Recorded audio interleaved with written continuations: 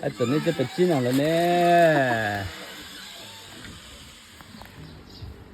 Let's go มื้อนี้จะพาไปเบิ่งบรรยากาศการขี่สลิงอยู่ป่าสงวนแห่งชาติน้ำกาดหรือว่า The Gibbon Experience ซึ่งเป็นสถานที่ท่องเที่ยวที่ว่ามีชื่อเสียงไปทั่วโลกเนาะหลายคนก็อยากมาสัมผัสการผจญภัยการขี่สลิงการชมทิวทัศน์ธรรมชาติและเบิ่งโตทะนีเนาะแต่บ่แน่ใจว่าสุดนี้เฮาจะได้เห็นโตทะนีบ่นี่เนาะก่อนจะออกเดินทางพวกเราก็จะได้ฟังการ orientation หรือว่าการกะเกียมวิธีการขี่สลิงการผจญภัยต่างๆเนาะจะมีไกด์มีผู้นำพาเดินทางเพิ่นจะแนะนำวิธีการขี่สลิงหรือว่าการเดินทางเฮ็ดอะไรให้ปลอดภัยเดี๋ยวเขาก็ได้เวลาออกเดินทางไปแล้วเนาะพ่อแม่พี่น้อง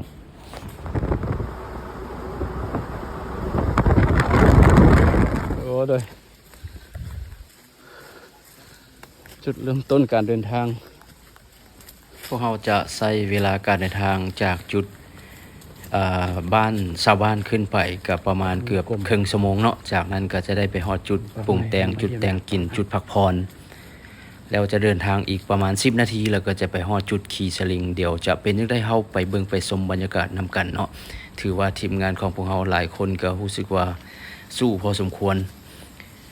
ถือว่าทุกคนแข็งแรง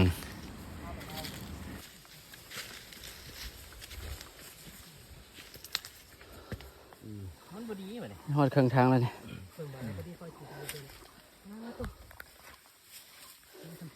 อยู่ป่าถึง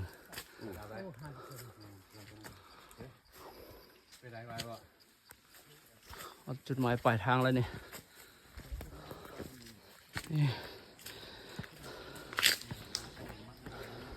ต้องจับเบิ้งว่าของแท้บ่เป็น FC เจ้าเด้อ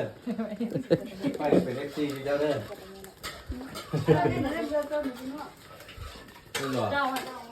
nếu hai lia chỉ đâu nếu tao lấy tàu cho thôi đâu cái บ่ฮู้แหละ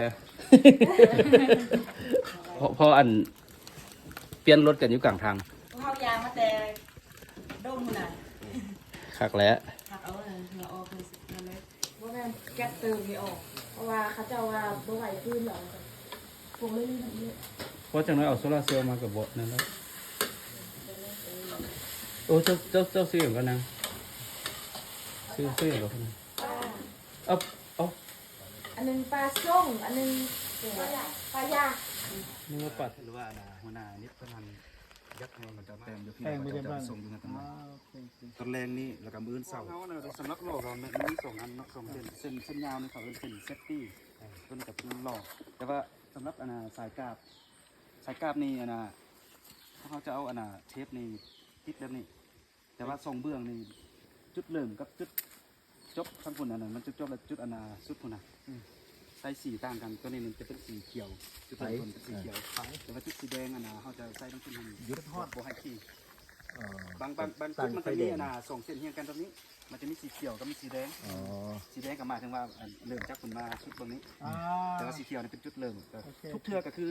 เริ่มจากสีเขียวอย่างเดียวโบไฮคีสีแดงนี่ที่ได้เยอะแต่ว่ามันก็ไปครับเพราะว่าสายกราบในส้นนี้กับส้นนั้นนี่ควบสูงบ่เท่ากัน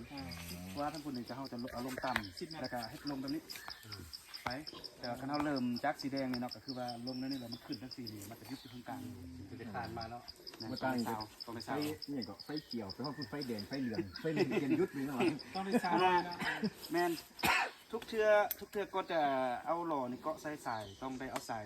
เทปตี้นี่เกาะใส่บ่วงสีเหลืองแล้วนี่มันมี2ส่วนนี้กับส่วนนี้ของเราแต่ส่วนหล่อนี่เบรกต้องเอาใบทั้งหลังแบบนี้สมมติว่าเราจะไปทางพ้นต้องให้เป็นนี้แต่ละเชื่อเวลามีผู้นึงไปก่อนเนาะผู้นึงไปก่อนแล้วก็ผู้ที่จะไปทัดใบก่อนต้องได้มาเกียมแบบนี้แล้วก็เวลาเขาเจ้าเลี้ยวเขาเจ้าจะให้สัญญาณก็คือเขาจะต่อยสายแบบนี้3เทื่อแต่ว่าผู้ไปพุ่นยุบเบื้องพุ่นต่อยมาไปฮอดแล้วเวลาเราฮอดแล้วเราต่อยให้สัญญาณแล้วก็สัญญาณมันจะมาหาเราแล้วก็อันนี้มันจะดันแคลก2-3 บาทเลยสิแล้วก็ถึงโซนสายตัวนี้แล้วก็มาเกาะข้างหน้าเวลาเกาะข้างหน้าแล้วก็เลยมาเกาะใส่โหลกันนี่สำหรับน้องเบื้องขวาแห้งเบื้องขวาฉะนั้นน้องจะได้เอาเบื้องโดยว่าลื่นที่สุดนั้นเอาไว้ทางเทิงเลยเบื้องซ้ายกับจับสาย2อันนี้แบบนี้ อยากยุดเด้ อันน่ะส่วนขาป่ะเนี่ยขานี่เวลาเขาไหลออกไปน้อยนึงแล้วก็ให้เอาอันนั้นควายกันแบบนี้แล้วก็ยกหัวเขาขึ้นแบบนี้แล้วก็หัวนี่ก็แปลว่าหนึ่งลงนั่นนี่เพื่อว่าให้มันอันนั้นห่างจากสายกับสมมติว่าเฮ็ดนั่งแบบนี้ยันหูหรือว่ายันหัวมันบดาดไปใส่เพราะว่าเวลามันไหลไปหันความไวมันระดับ50-60กิโลเมตรต่อชั่วโมง ผมไปคนฟัน หนึ่งสมมติว่าเอามาโมๆกันในยังบาดหัวกันต้องได้หนึ่งลงแบบนี้เดี๋ยวน้องจะลองไหลไปบ้างนั้น มันหนักยุดเองเนาะพุทธาเอง เวลาไหลไปแบบนี้ โอ้ตัวนั้นเด็กมึงเหรอ นั่น And in over there we put red one. So for roller, for example, if you take it off from here, sometimes like you twitch it and then hook it here, and then if you take it off and you continue to hook to here, you can twitch like this.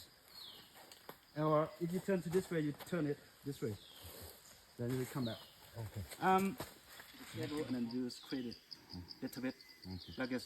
But be careful your finger, not allowed to do this. It's gonna burn here, the cable, because the speed is. ประมาณ10 นาทีน้อยเดียวดึงแล้ว ไปบ่สุดยอดไอ้ยังเฮา ถือว่าสุดยอด อ้าว ดี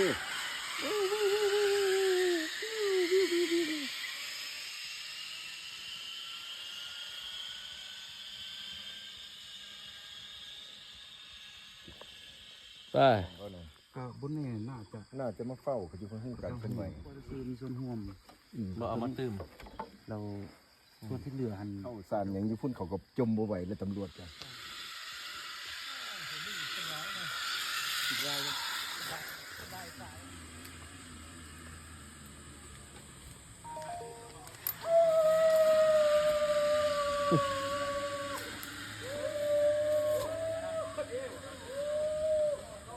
เบรกเด้ได้โลมาเรื่องนี้ตัวมันขึ้น เจ้านายเพิ่นมาเบิ่งเฮือนต้นไม้ หน้าเราดีโนเวทใหม่แล้ว ต้นไม้สร้างทรัพยากรแบบ เฮือนต้นไม้ทริปนี้ทรายล้วนเนาะ แข่งมา เฮือนต้นไม้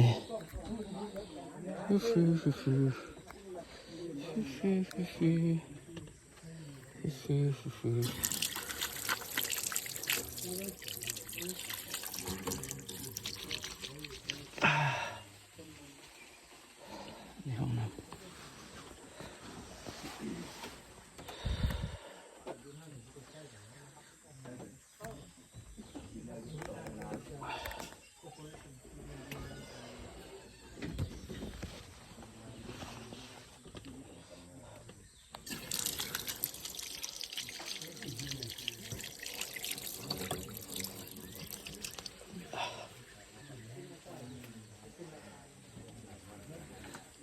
เอาไปใส่